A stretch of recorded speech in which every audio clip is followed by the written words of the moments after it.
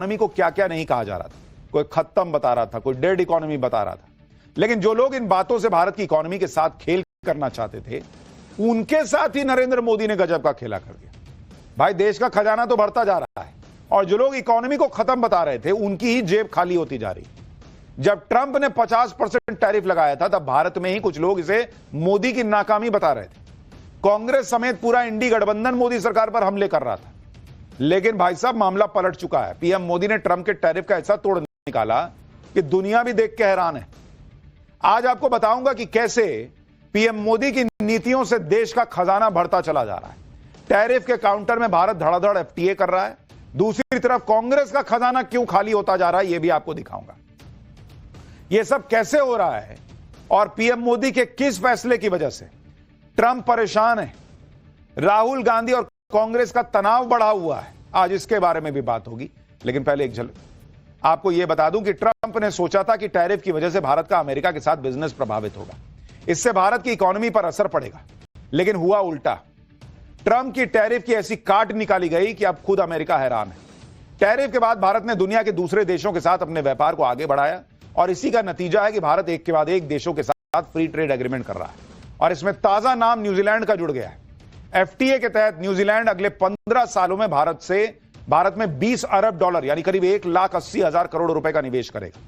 2030 तक दोनों देशों के बीच व्यापार को दोगुना करके 44,855 करोड़ रुपए करने का लक्ष्य रखा गया।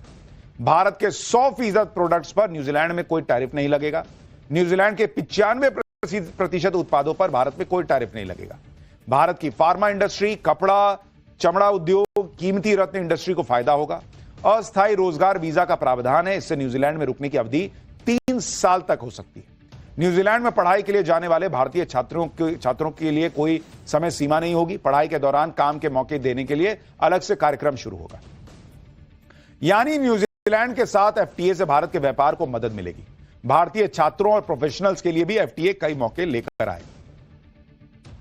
न्यूजीलैंड से पहले भारत ने हाल फिलहाल में कई देशों के साथ फ्री ट्रेड एग्रीमेंट किया है, जिसमें ब्रिटेन शामिल है, संयुक्त अरब अमीरात शामिल है, ऑस्ट्रेलिया शामिल है, ओमान, एफ्टा देश यानी आइसलैंड, नॉर्वे और स्विट्जरलैंड, मॉरिशस इसमें शामिल है और अब नया नाम जो है वो न्यूजीलैंड का जुड़ गया है। फ्री ट्रेड एग्रीमेंट से दोनों देशों को फायदा होता है। टैरिफ खत्म हो जाता है या फिर बहुत कम हो जाता है, इससे व्यापार बढ़ जाता है। यानी ट्रंप देखते रह गए और यहां टैरिफ की हवा निकाल दी गई। यहां तक कि अमेरिका के साथ भी भारत का व्यापार घटने के बजाय बढ़ गया। भाई, अमेरिका ने 27 अक्टूबर से भारत पर 50% टैरिफ लगाया है। इसके बाद भी भारत का अमेरिका को एक्सपोर्ट तेजी से बढ़ रहा है। नवंबर में अमेरिका को भारतीय एक्सपोर्ट करीब 22.5% बढ़कर 62,000 करोड़ रुपए पहुंच गया। अप्रैल से नवंबर के बीच अमेरिका को भारतीय एक्सपोर्ट 11.38% बढ़ा और 5,30,000 करोड़ रुपए तक पहुंच गया। इतना ही नहीं, अमेरिका भी भारत को खूब एक्सपोर्ट कर रहा है। अप्रैल से नवंबर के बीच भारत को अमेरिकी एक्सपोर्ट 13.5% के करीब बढ़कर 3,17,000 करोड़ रुपए पहुंच गया। Global trade research initiative GTRI के मुताबिक ऐसा इसलिए हुआ क्योंकि कंपनियों ने टैरिफ का तोड़ निकालने के लिए सप्लाई चेन में रीअलाइनमेंट कर लिया है, कीमतों में एडजस्टमेंट कर लिया है और अब मामला सेटल करने के बाद अपनी अपनी इन्वेंट्री रीस्टॉकिंग करने में लगे हुए। यानी भारत का कोई नुकसान ट्रंप कर नहीं पाए। इतना ही नहीं, भारत पर अमेरिकी सैंक्शंस का भी प्रभाव नहीं पड़ रहा है। ट्रंप के इतना बोलने के बावजूद भारत बैकफुट पर नहीं आ रहा, फ्रंट फुट पर खेल रहा है। ट्रंप ने लाख कोशिश कर ली कि भारत रूस से तेल खरीदना बंद कर दे। यहां उल्टा हो रहा है बॉस।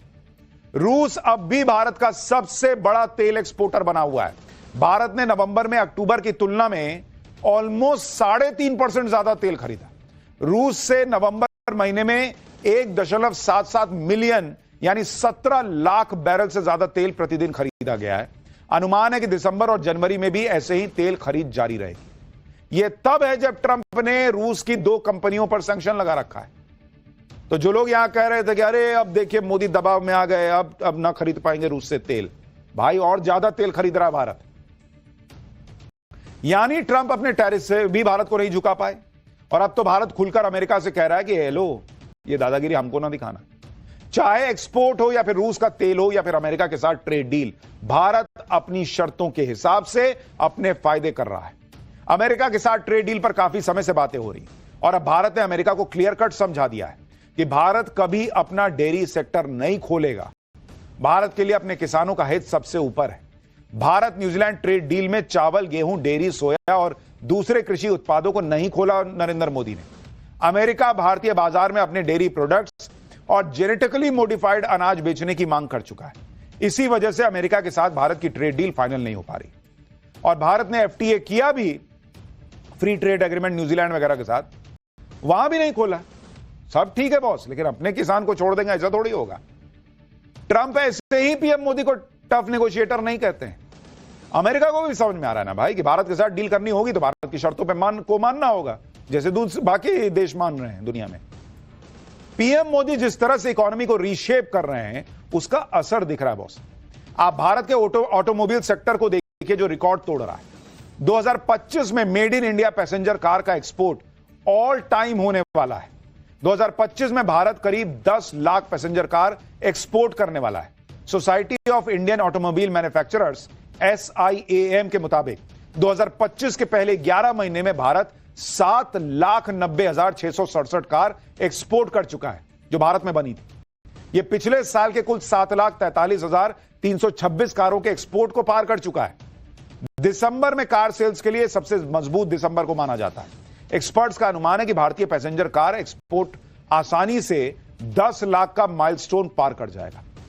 यानी दुनिया में भारत में बने कार जो हैं वो एक्सपोर्ट किए जा रहे हैं। इकोनॉमी मजबूत होगी तो देश को फायदा होगा, देश में पैसा आएगा, खजाना भरेगा। पीएम मोदी की पॉलिसी से यह सब देश में हो रहा है।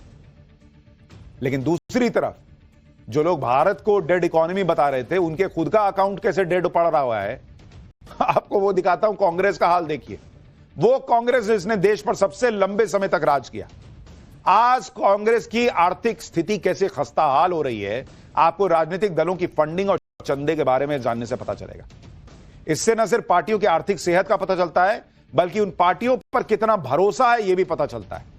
आप देखिए कि जो पार्टियों को चंदा मिला है, अगर आप उसको देखने में बैठिएगा, कांग्रेस को कोई चंदा देने को तैयार नहीं है बॉस। पब्लिक वोट नहीं दे रही, लोग पैसा चंदा नहीं दे रहे। जो पार्टियों को चंदा मिला है उसके बारे में अगर आप देखेंगे कि किसको कितना मिला, आपको समझ में आएगा कि कांग्रेस की क्या हालत हो गई। कांग्रेस को अगर आप देखेंगे 2023-24 और 2024-25, इसमें अगर आप देखेंगे कांग्रेस का हाल, कांग्रेस को 2023-24 में कितना चंदा मिला? 1,129 करोड़ रुपया। 1,129 करोड़ रुपया। ये 24-25 में गिर के बॉस 522 करोड़ रुपए पे आ गया है।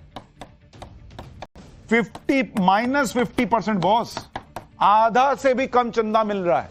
यह हालत हो गई भाई कांग्रेस की। कोई चंदा देने को तैयार नहीं है, पब्लिक वोट नहीं दे रही, कोई चंदा नहीं दे रहा कांग्रेस को।